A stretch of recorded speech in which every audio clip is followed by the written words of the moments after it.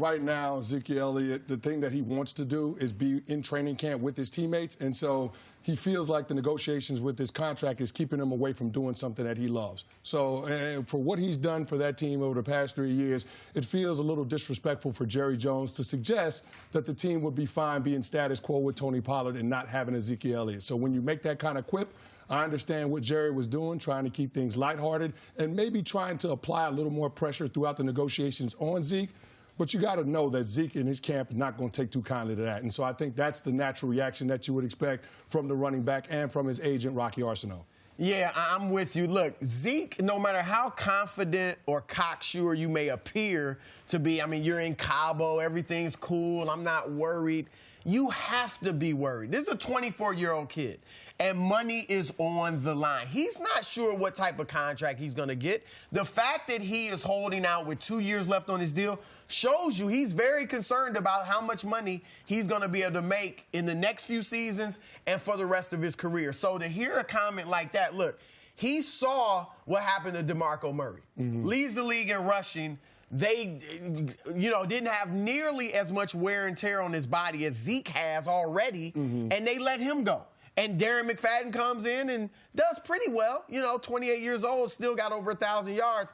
And then to see Tony Pollard playing the way he is. I'm not saying he's going to replace Zeke, but still, he looks pretty good.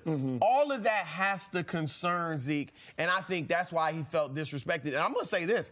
I don't think Jerry Jones is too bothered by the fact that Zeke feels disrespected. I think, like you said, it's a little negotiating. I think he meant it legitimately as a joke, but there was an underlying jab there because I think Jerry Jones feels disrespected.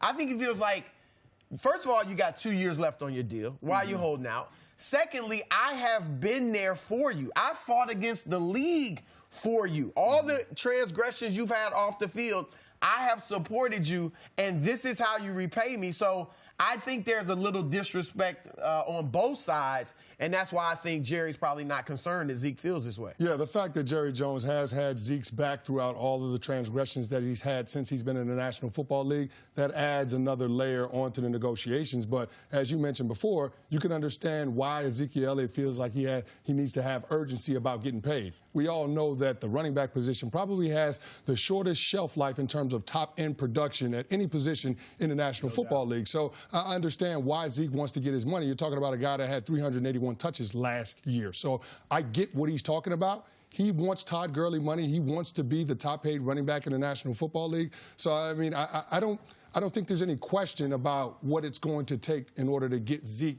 back with the Dallas Cowboys. He's going to have to be the highest paid running back in the National Football League. I think the only question is how big of a gap is it between what he's getting paid and the number 2 guy, which would be Todd Gurley. Who holds the leverage right now? I think that right now the Cowboys have the leverage because this is not a Le'Veon Bell situation where Zeke can, hold out the entire season or till the 10th or 11th week or whatever. He can't go free. He can't be a free agent next year. So he has some leverage because he's so good and that offense is so much built around him. But like Jerry Jones has said maybe a week or two ago, the leverage is really going to show its face in the regular season. And I've said all along, I could be wrong, but I think this will go into the first few weeks of the regular season. If the Cowboys can win those early games and Tony Pollard and company can rush well, then I think Dallas has all the leverage and Zeke has to come back, maybe for Le'Veon Bell money. If they look bad, if they lose to the Giants, or even if they win, but their running game is terrible, then I think Dallas has to go to Zeke and then make him the highest paid running back in the league. Well, that would be Jerry Jones and Stephen Jones playing a really dangerous game because although it's not murderer's row, the first 3 opponents that you start the season with, you still have 2 division games. And if you're trying to compete for a championship, the easiest way to get into the playoffs and give yourself an opportunity is by winning your division. So you open up with the Giants and then you got the Washington Redskins. I don't think the Dallas Cowboys can afford to stumble out of the gates because they do have a team that won a Super Bowl a couple of years ago in their same division, the talented Philadelphia Eagles. So, I mean, you need to try to be at full force if you can help it. The reality of this situation is Ezekiel Elliott has the opportunity to open up that contract under the collective bargaining agreement after your 3rd season, you can address the deal. So we can all agree that Ezekiel Elliott has outperformed the contract that he's on right now on his rookie deal. So I think everybody recognizes that he deserves to be paid. He's won the rushing title 2 of the first 3 years he's been in the National Football League, and he's arguably the best player on that Dallas Cowboys team. I think it's just a matter of making the numbers work so Jerry and Steven can take care of some of the other guys that want their money as well. The term disrespectful was used, but Jerry Jones seems to be speaking about Dak and Amari in a different tone than he has with Zeke. Do you think that's changed the complexion of how Zeke is approaching this, or the way he looks at it, given the way Jerry has kind of directed some of his comments amongst all of these 3 guys? Yeah, well, first of all, I'll address Jerry. I think the reason for that is the fact that they're in camp, they're practicing, and they don't have 2 years left on their deal.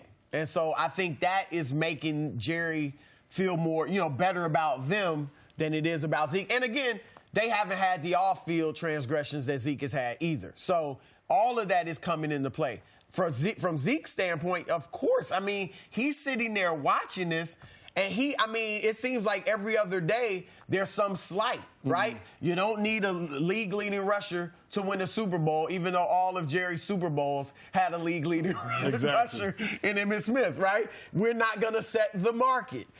Stephen Jones talking about analytics and, things like that. And, I mean, and then you come out and praise Dak. Yeah. The way he did. And we know Dak, as much as I like Dak, is not a top-tier quarterback. Ezekiel Elliott is a top-tier running back, if not the best running back in the league. So he has to be sitting back and feeling disrespect. I think all of that plays into it. It's not just the Zeke who comment. I think it was all this stuff you mentioned as well. No, all of those things do factor in, but the other reality that you have to look at with these negotiations is out of the 3 guys that are angling for contracts right now, Amari Cooper, Dak Prescott, and Ezekiel Elliott, there's really only an argument to be made for one of those guys to be paid top of the market money. Like, Dak Prescott is not going to reset the marketplace. Russell Wilson will still be the highest paid quarterback in the National Football League after Dak's deal gets done. Same thing with Amari Cooper. He's not getting Michael Thomas money, $20 million a year. But Ezekiel Elliott, I mean, it's easy to say that when you look at these negotiations, he should eclipse what Todd Gurley is getting, that $14.375 million per year and $45 million in practical guarantees. He should eclipse all of those numbers. I think this is a much more difficult negotiation than those other 2 guys, just because you do have comparables where Dak should slot under, where Amari Cooper should slot under. I don't think you have that with Ezekiel Elliott. But see, I don't think they're looking at it like that. I think, we talked about it yesterday, I think the Todd Gurley situation has hurt Zeke's position because Dallas is looking at it like, this is actually the same time they gave Gurley the contract. They didn't have to pay him early. They decided to, and now he's damaged goods, and you had a guy like C.J. Anderson get off the couch and fill in admirably for him. So I think Dallas is looking at that. I think they also considered the DeMarco Murray situation. Where, I mean, Murray had, 1,800 yards. And again, not nearly as much wear and tear as Zeke has already had, and they let him go. And so I think that I'm not sure they're going to make him the top paid running back. I hear what you're saying, but just to push back a little bit, if Todd Gurley doesn't have the first 3 months of the season that he had last year, the Rams are probably not going to the Super Bowl. So if Jerry Jones is looking at it and saying, if I pay my running back, if that means that I have an opportunity to be in the Super Bowl, I'm sure that the Dallas Cowboys, I'm sure that the Dallas Cowboys would sign up for the opportunity to get there.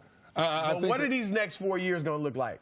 Well, it doesn't matter. You're just trying to compete for a championship the next 2 to 3 years. That's about the size of your window. So that's what they're trying to accomplish. They want to slot all of these deals in and see if they have room to take care of Byron Jones and Jalen Smith next offseason. But I think that Jerry Jones is just trying to keep this group of players together long enough to be able to compete for a championship. Windows open and close in the National Football League. I think the Dallas Cowboys are right in the middle of one. And this holdout is changing the timeline in terms of how they're going to address the other contracts, the other players that they're going to need in order to get the job done. Thanks for watching. Subscribe here to get the latest from the show. Also, be sure to check out more of the best clips from First Things First, or go watch a few segments from our other shows on FS1.